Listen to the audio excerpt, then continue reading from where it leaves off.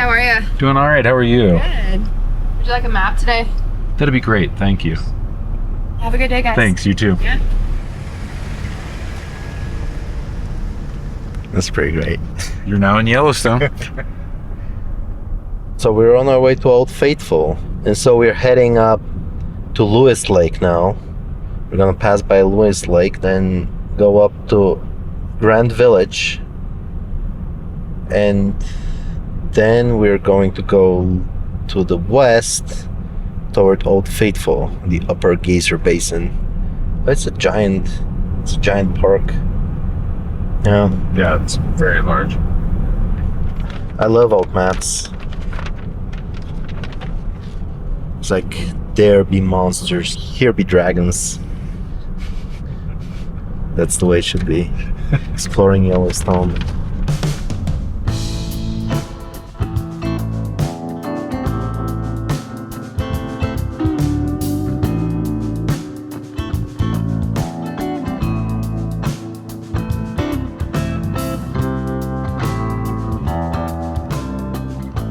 From the University of Tulsa and Public Radio Tulsa, this is Switchyard, a podcast for people hungry for eye-opening essays, moving fiction, soul-stirring poetry, and honest, thought-provoking conversation. I'm Ted Genoways, editor of Switchyard magazine, and your host. Join me and our lineup of literary all-stars as we think through and hash out our world's difficult and fascinating challenges. Before we begin, I'd like to give a shout out to our friends at the Metaworker podcast, where great stories are forged. More than just a literary magazine, the Metaworker is a collective of creatives, proud to use their unique experiences to help represent diverse voices from a global perspective. The works here aren't made to order from industry standards. Instead, this magazine shows the marks of the craftsman's tools, sometimes a little rough around the edges, but still one-of-a-kind works. The Metaworker publishes great stories every Monday at noon Pacific. Duosoma submissions are open almost year-round, and their Discord server never sleeps, although their social media sometimes naps. Find them at www.themetaworker.com and wherever you get your podcasts. In this episode, I speak with Dimiter Kenarov. Kenarov is a writer who has excelled in a range of genres: journalism, poetry, literary criticism, translations. His work is wide-ranging and curious, drawing from his unique background, but also trotting the globe in search of stories and ideas. Kenarov was born and raised in Sofia, Bulgaria, studied in the United States at Middlebury College and the University of California, Berkeley, and spent many years living mostly on the road as a freelance reporter. His English-language writing has appeared in all the best magazines: The New Yorker, The Atlantic, Esquire, Outside, The Nation, Foreign Policy, and has been anthologized 3 times in Best American Travel Writing. In Bulgarian, he is the author of 2 collections of poetry, a book of his travel writing in translation, and a book of translations of the American poet Elizabeth Bishop. When I first met Kenarov, he was an undergraduate studying English at Middlebury College in Vermont. He had earned a spot at the prestigious Red Loaf Writers Conference and was eagerly listening to readings, talking to established writers, and taking his first steps toward becoming an amazing poet and writer himself.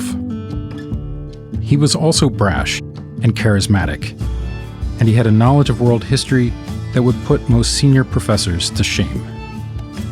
So when he told me that he was also something of a journalist in his native Bulgaria, but had never tried his hand at writing long-form narrative essays in English, I knew he would be up to the task.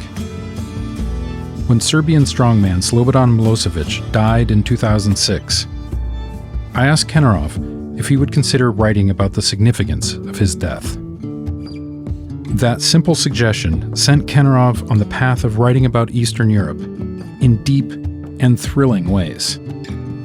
In the end, he wrote about the Roma of Bulgaria, about the emergence of war crime tourism in Bosnia, about a serial killer in Macedonia, about tractor manufacturing in Belarus, the gold mines of Romania, fracking in Poland, the social media surveillance of the Turkish government, and about a theater company that defied Putin in occupied Crimea. Then, about 10 years ago, Kenarov decided that it was time to return to the region full-time. He went back to live in Sofia and returned to writing for Bulgarians. In 2020, he was arrested and violently beaten by police while covering peaceful anti-government protests. Kenarov was disillusioned, but undeterred. He has stayed in his native country, observing a slow transformation that he describes as the closing of the Bulgarian frontier.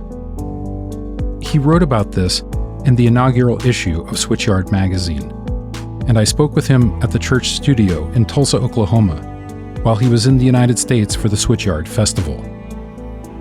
When the festival was over, we loaded up and drove west, traveling through Yellowstone and on to California, where Kenarov studied as a graduate student, but also where he sees the American frontier stopping and crashing back on itself.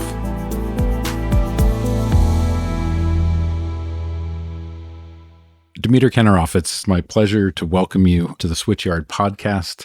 It's so great to have you here in Tulsa, Oklahoma at the church studio, and not just in the studio, but in the belfry of the studio with the stained glass windows of George Harrison and Eric Clapton behind bars, which will make sense to anyone who Googles Eric Clapton in Tulsa, and also Willie Nelson.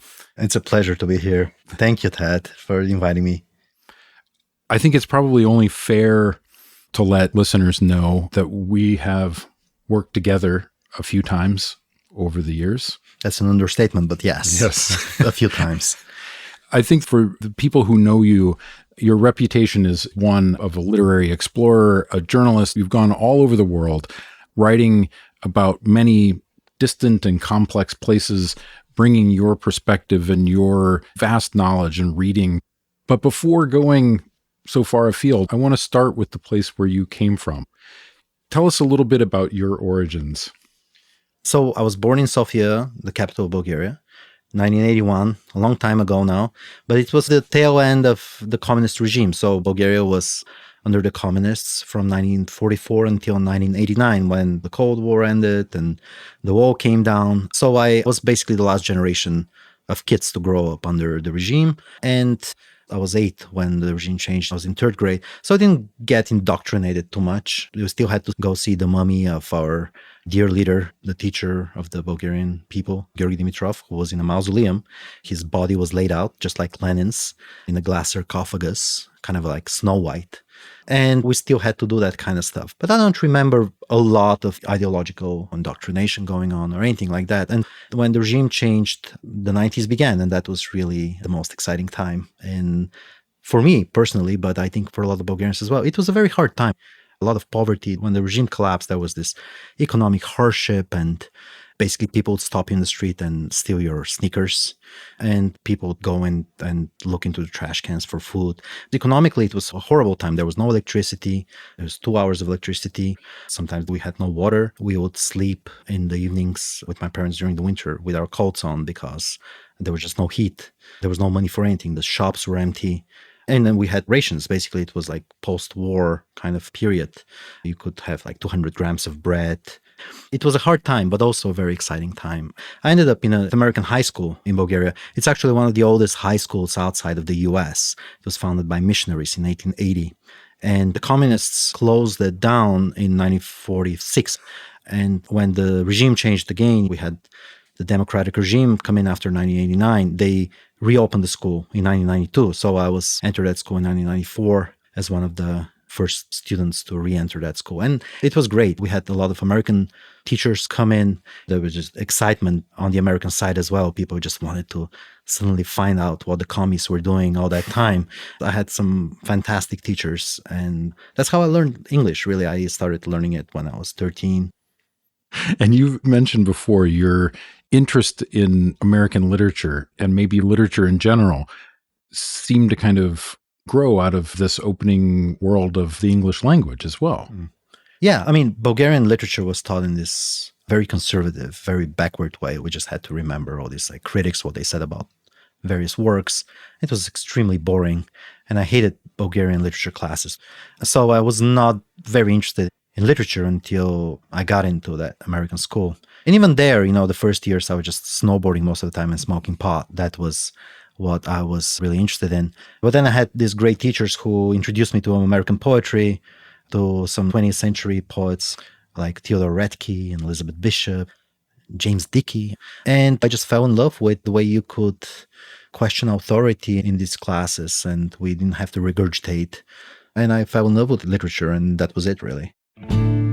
Tell me the experience of not only learning to read these poems in a foreign language, but also these foreign places, these foreign experiences. I think of Redke's greenhouse poems and how particular they are to this landscape of his childhood and his upbringing around his father's greenhouses. And of course, Dickey with his landscape of the southern U.S. Places that are very far away from the landscape, but also the culture of Bulgaria. Yeah, it was a fantastic experience getting introduced to these poets. I loved Redke's poems, and actually my literary career, so-called, started with me translating Redke into Bulgarian and writing an essay about it. I was 17 years old. I translated some of his poems, and I wrote a little introductory essay. And I stood in front of the editorial office of this newspaper in Bulgaria, a weekly paper dedicated to literature. And I stood there waiting for the editor-in-chief to come out with these translated poems and an essay about Redke. And I handed him the poems. We didn't have cell phones at the time yet. So he called me at home and he said, yeah, we're publishing. And that's how it all started. But I think what I liked about it was the aesthetics. I don't think I was paying that much attention to the landscape itself as something foreign. Those greenhouse poems are fantastic, the way they describe plants and roots growing and sort of the unconscious there. But really what struck me was the freedom of the poetics and the freedom of the lines and the madness of the metaphors, which coming out of a tradition that's connected to the national identity and revolutionary poems about us fighting against the Turks, because Bulgaria is part of the Ottoman Empire for 500 years. All these poems that we had to learn by heart are centered around that. I was very struck by this sort of avant-garde poetics. And I said to myself, this is something I really want to do. I guess that's part of what I'm driving at, this particular landscape like Dickey, that's a kind of regionalism, but even more individual with Bishop or with Redke, this kind of personal and psychological landscape that I assume was striking in its contrast to the kind of nationalist literature that you're talking about. Yeah, very, very much. And actually, I think that was really the turning point for me. I think that falling in love with poetry was actually something that gave me this sort of meticulousness in structuring a sentence when I'm writing prose. And I think that sort of attention to every single detail and the rhythm of a sentence, because a lot of people think it's free verse. There is no rhythm. There is no meter. Maybe the meter is free verse, but the rhythm is extremely important in every poem. And so is in prose. I think that sort of idea that even in free verse, you have to have a rhythm to your sentences, to the words. I think that's something that I picked up. And that's why it works so slowly. Every single line I have to craft carefully as if I'm crafting a poetry line. So it's, as you said, this sort of poetics, they're very different from the nationalist idea of poetry. And I always oppose the idea that I have to adopt a certain kind of group identity that was foisted on me, that was imposed on me. That was something that I struggled against. I resisted. And this poetry was a form of resistance. It was a very difficult period in Bulgarian history. A lot of unemployment, a lot of poverty, but at the same time, the most artistically exciting period, because there were no rules. Suddenly, all the rules that the Communist Party had imposed on Bulgaria, they were gone. And in that kind of chaos, suddenly people were making up the rules. Now, avant-garde artists locked up in galleries. Then it was out in the streets and people were making stuff on the go. They just improvised. And I think that sort of energy was something that reminded me a little bit of what I've read about the 1960s. And there are certain decades when this sort of energy comes to the fore. I mean, Hunter S. Thompson talks about it in Fear and Loathing in Las Vegas a lot, about that period where if you look with the right kind of ice to the west, you can see where the wave broke and rolled back. So there was a lot of excitement in the air. There was a horizon. And this kind of excitement was everywhere. And even poor people had this horizon of expectation that things would get better, that something was just over the horizon. And I think that's what created this very special moment, this very special energy. I think that was true throughout the Eastern Bloc, throughout Eastern Europe at the time. And you write about that whole era really movingly to me in this essay in the first issue of Switchyard. But at the same time, this is the moment where you're making your decision that you're going to leave Bulgaria, that you're going to go to the US, you're going to go overseas. Explain that decision.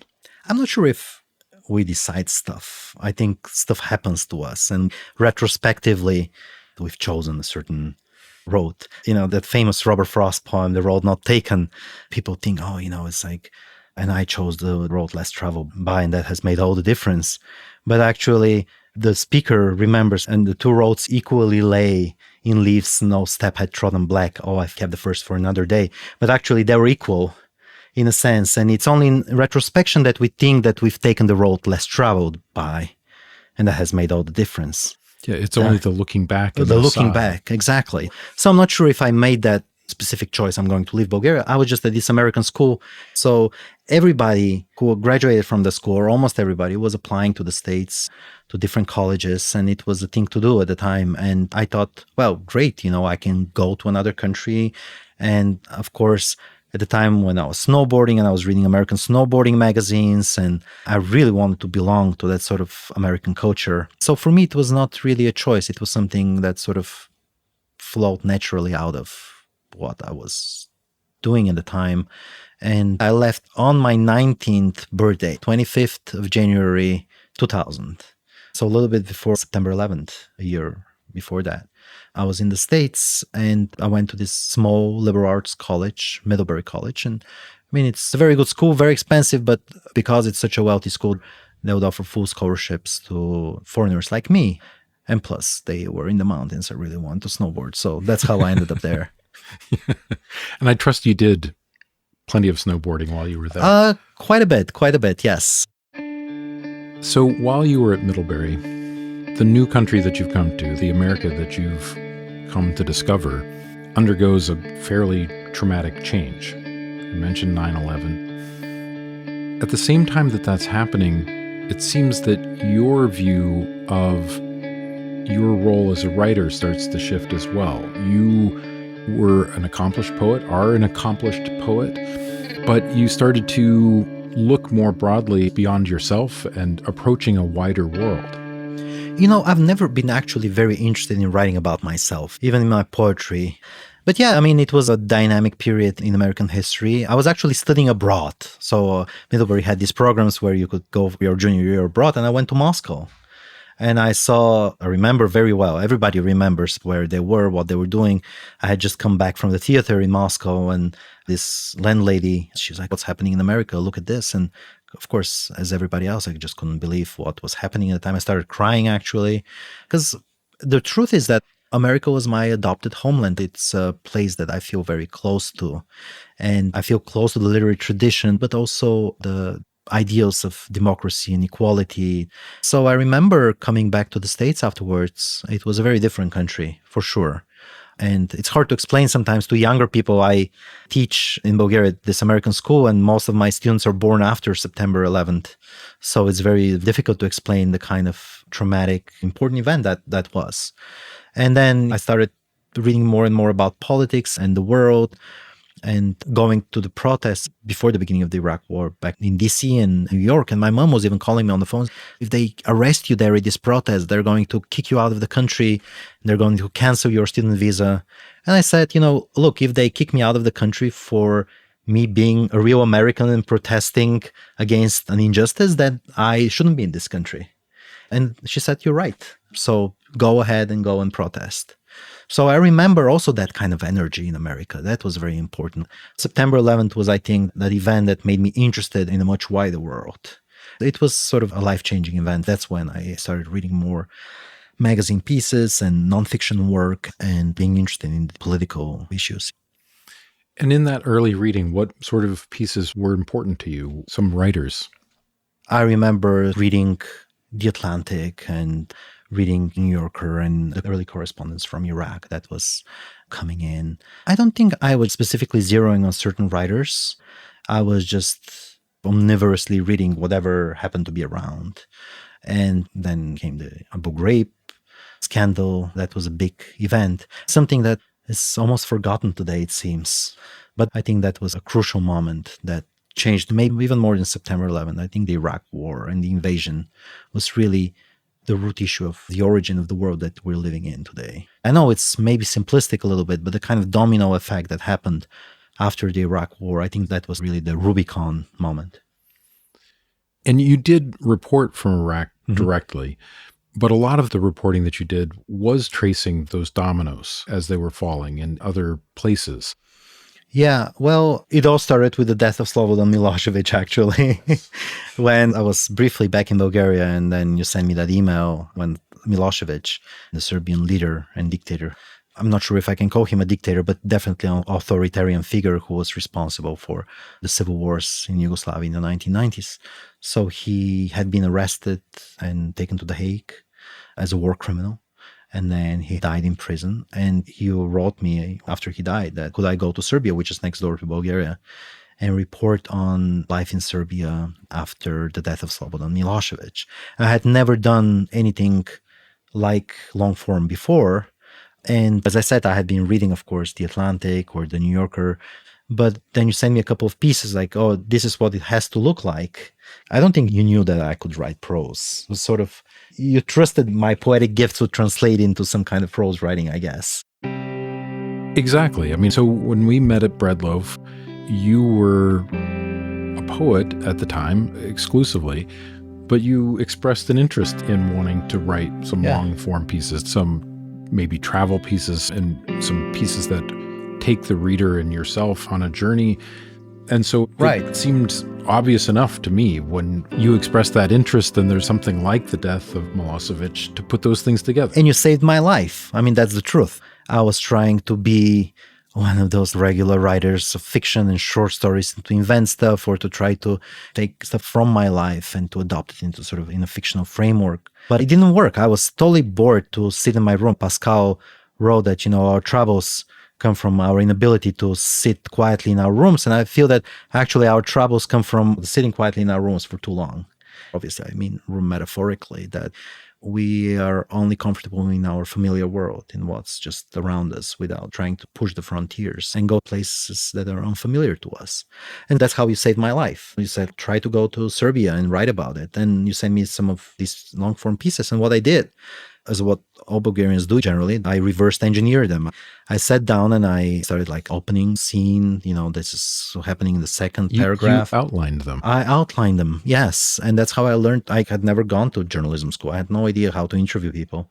So I went to Serbia, and half of the article actually happened on the train because I met such interesting characters there. I ended up traveling, meeting in my train car these two Serbian women who were smuggling, not drugs, it would have been more interesting if they smuggled drugs, but they were smuggling actually merchandise, cheap merchandise from Bulgaria to sell in Serbia. And at the border, this is how my journalistic career began. At the border, they started looking around, trying to hide their merchandise and looking for a place to hide them. And then I said, well, you want to use my suitcase? Because my suitcase was half empty. And I didn't know I was doing participatory journalism at the time, but they were very grateful. We passed through the border. They checked all their stuff, the customs officials.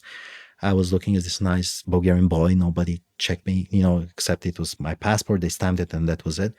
And I gave them back their merchandise and they just opened up and they spoke to me for hours on the train about their lives and about Milosevic.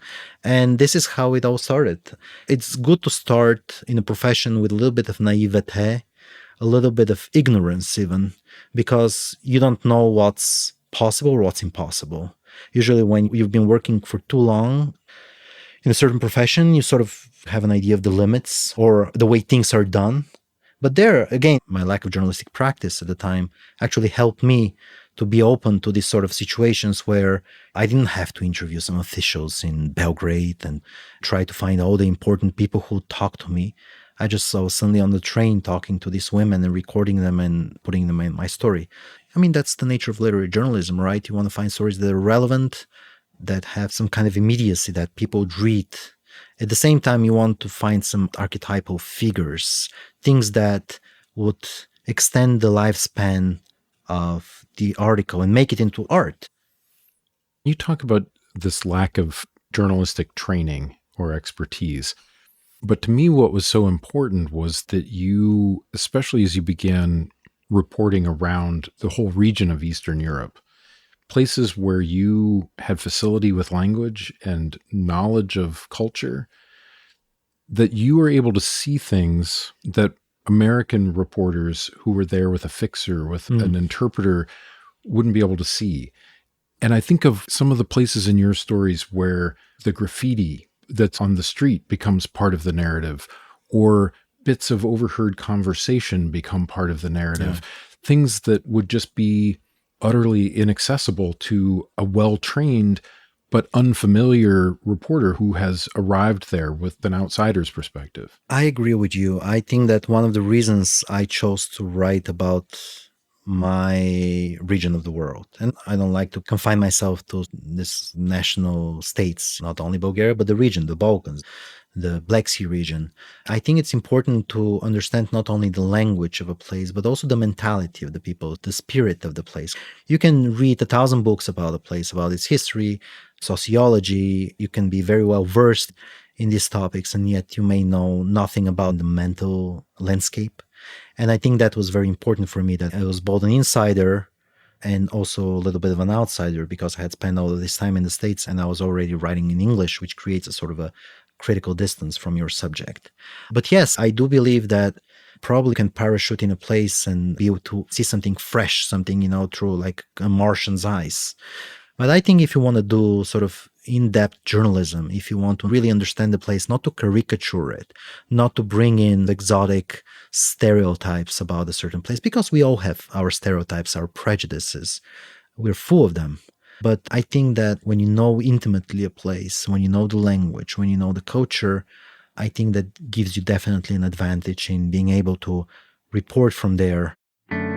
So you're having a thoroughly successful literary journalism career that is based here but takes you all over the world and allows you to travel frequently to Eastern Europe. But at a certain point, you made a decision to go back full time.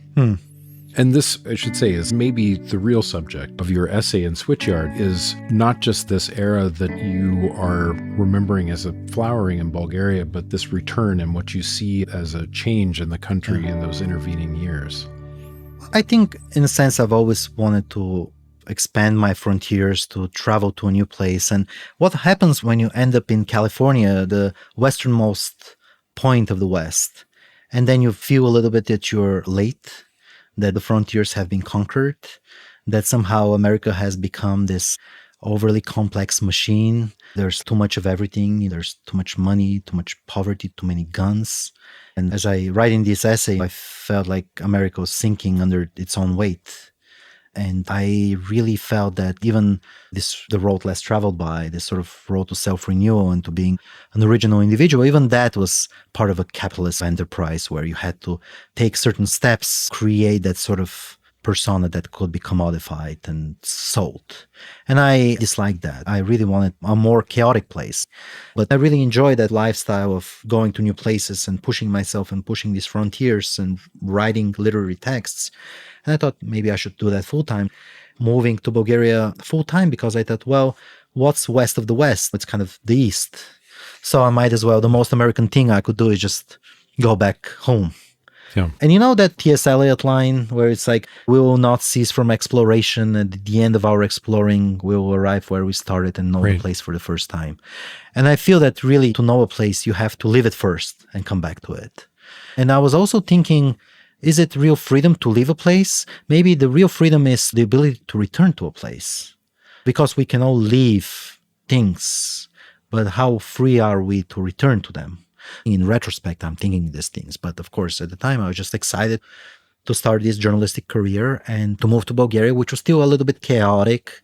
The 1990s had not completely disappeared. I liked the sense that things were happening, that there were these unexplored terra incognita places where you can still go. And that's how I ended up back in Bulgaria. And this kind of combines all of the best elements of your work, right? It's a place that obviously you know its history deep down in your bones, what this place is about, but you've now gotten the distance on it to arrive as something of an outsider, or at least with an outsider's eyes. Yes, for sure, for sure. I like that idea of an outsider. Actually, my name, Kenarov, comes from the Turkish kenar, edge, margin, boundaries, kenar. And I learned that later in life. But I like that idea of an outsider, even in your own place, that you're a little bit of somebody who does not quite fit in. I think that's a perfect position to write from. I mean, I think most writers, most good writers live on the margins, exist on the margins somehow. They look from the outside in. And I think that's a good position for anybody, for a nonfiction writer or for a fiction writer. And with this essay, you're also in a position to recognize a bit of the cyclical nature of the culture. This opening of the frontier, this flowering that you remember as being a difficult but exciting time, that you're in a position to be able to see as some of that is shifting and closing now, to use your word. Yeah, I mean, that's how I ended up writing this essay, because I've been having this feeling for quite a while that somehow there is a missing frontier, that there is no horizon, and not only in Bulgaria, I think in Europe, in the States as well, that we are going back to these ersatz ideologies like Trump trying to make America great again, take us back to the 1950s, or who knows.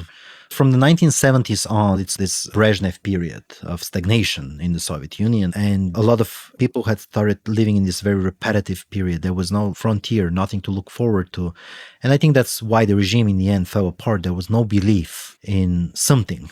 People were just buying whatever was available in the stores, living their lives, which is the everyday banal. But at the same time, you always need some kind of idea, something to look forward to, continue, to be able to build a society and to build a better future. And I think that's why communism fell apart. Now, in the 1990s, there was suddenly this great excitement about things. I think it was not only true in Bulgaria, but I think it was true in the States to a certain extent, of this new hope that, hey, the Cold War is over, now we can build a better world. And I have to say that after I moved back to Bulgaria, maybe I was late again, who knows? But there is this sort of sense everywhere, I feel, of a dead end, that time has become cyclical again, kind of an almost agricultural time, winter, spring, summer, fall, winter, spring, summer, fall. And I think COVID really exacerbated that and really visualized, we had like the winter spikes and the summer lulls, Right.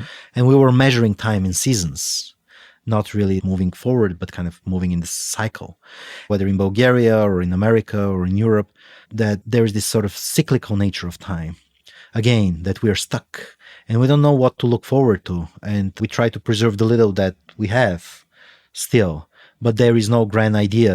So I wanted to express this personal sense of the closing of a frontier in that essay by looking at some of my personal experiences. And, I was like using a little bit of Thomas Mann's The Magic Mountain, where the main character goes to this sanatorium. And because of these new experiences, time actually is very slow. It stretches because it's full of experiences, right? And the more we habituate ourselves to a certain environment, it's actually the faster time goes. And if we think about it, when we're bored, time's like at the very moment passes very slowly. But when we look back, it's like, where did that year go? When we do constantly the same stuff over and over again. And we need some kind of frontier, something to look forward to in order to be able to continue.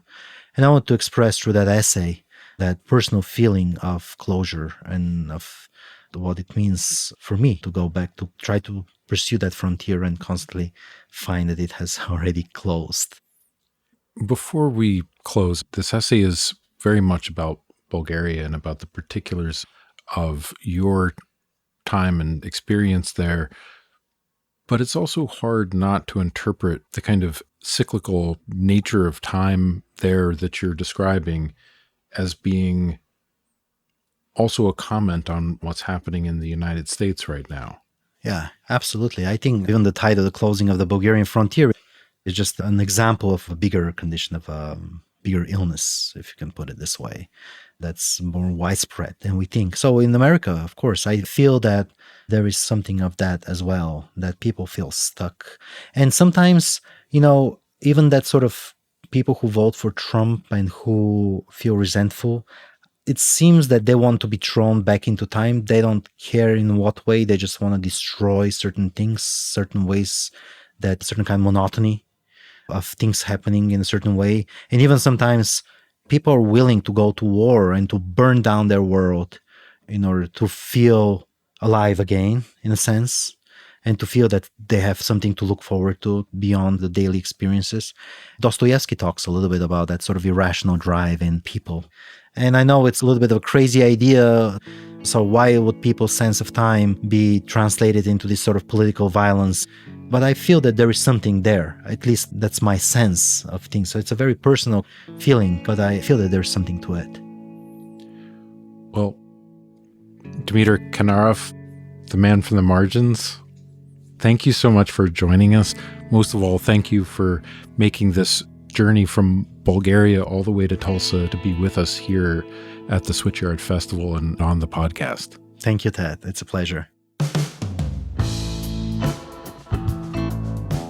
Thanks for listening to Switchyard. I'm your host, Ted Genoways.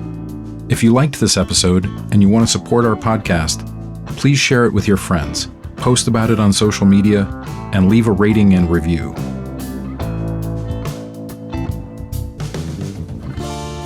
Switchyard is a production of the University of Tulsa and Public Radio Tulsa. We made this episode with executive producer Marianne Andre and Charles Lipper and Cass Ali at Volubility Podcasting. Special thanks to TU President Brad Carson and the Church Studio.